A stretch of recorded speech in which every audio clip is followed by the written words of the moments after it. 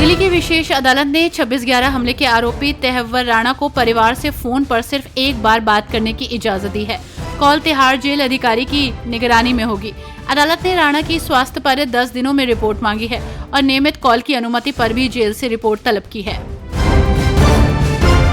Trump भले ही Republican राष्ट्रपति हैं, लेकिन लॉस एंजलिस में ट्रंप की विरोधी डेमोक्रेटिक पार्टी के गवर्नर हैं।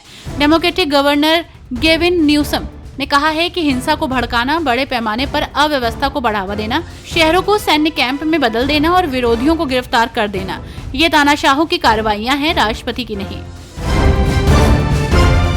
मोदी सरकार को आज यानी कि 9 जून को 11 साल पूरे हो गए हैं। इस दौरान समाजवादी पार्टी के प्रमुख अखिलेश यादव ने बीजेपी पर हमला बोला। सपा प्रमुख ने सरकार पर हमला बोलते हुए कहा कि एक हिंदी की कहावत है, एक पे 1 11 और दूसरी है 9 2 11। लेकिन मेरा सवाल सिर्फ 11 साल का नहीं है। अखिलेश यादव ने कहा कि दिल्ली सरकार के 11 साल और उत्तर प्रदेश सरकार के 9 साल मिलाकर कुल 20 साल होते हैं। इन 20 वर्षों का हिसाब जनता को देना होगा।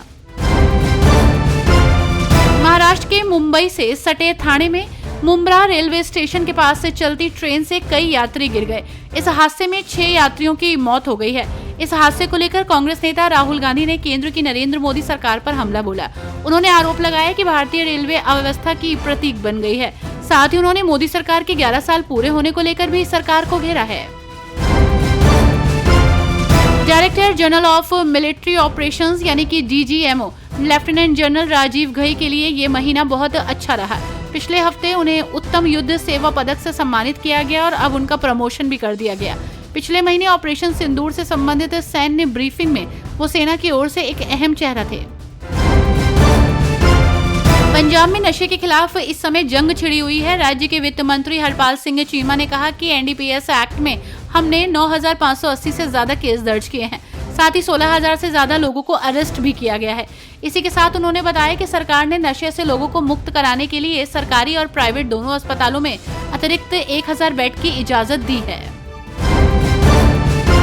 तमिलनाडु में अगले साल विधानसभा चुनाव होने हैं और इससे पहले सत्तारूढ़ द्रविड़ मुनेत्र कड़गम लगातार बीजेपी और इनके शीर्ष नेताओं पर हमला कर रहे हैं।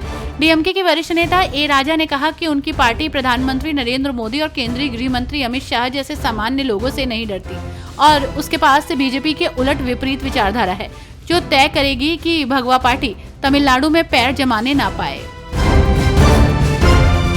फिलोसोफर, क्लाइमेट एक्टिविस्ट और लेखक आचार्य प्रशांत ने देश भर में सामने आ रही प्राकृतिक आपदा को लेकर बात की। आचार्य को विश्व पर्यावरण दिवस के मौके पर भारत की ग्रीन सोसाइटी ने सर्वाधिक प्रभावशाली पर्यावरणविद पुरस्कार से सम्मानित किया। इसके बाद उन्होंने पर्यावरण की समस्या और समाधान को लेकर बात की।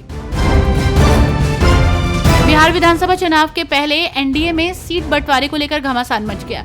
चिराग पासवान ने 243 सीटों पर चुनाव लड़ने की घोषणा की, जबकि उपेंद्र कुशवाहा ने अपनी सीटों में कमी का विरोध किया है। ये विवाद NDA के लिए सीट बंटवारे का ऐलान करना मुश्किल बना रहा है। प्रधानमंत्री नरेंद्र मोदी के तीसरे कार्यकाल का आज 1 साल पूरा हो गया। इसके साथ ही केंद्र की सत्ता में बीजेपी ने 11 साल पूरे कर लिए हैं। इस मौके पर कांग्रेस ने बीजेपी पर निशाना साधा। पार्टी अध्यक्ष मल्लिकार्जुन खड़गे ने कहा कि पिछले 11 वर्षों में मोदी सरकार ने भारतीय लोकतंत्र, अर्थव्यवस्था और सामाजिक ताने बाने को गहरा आघात पहुंचाया है।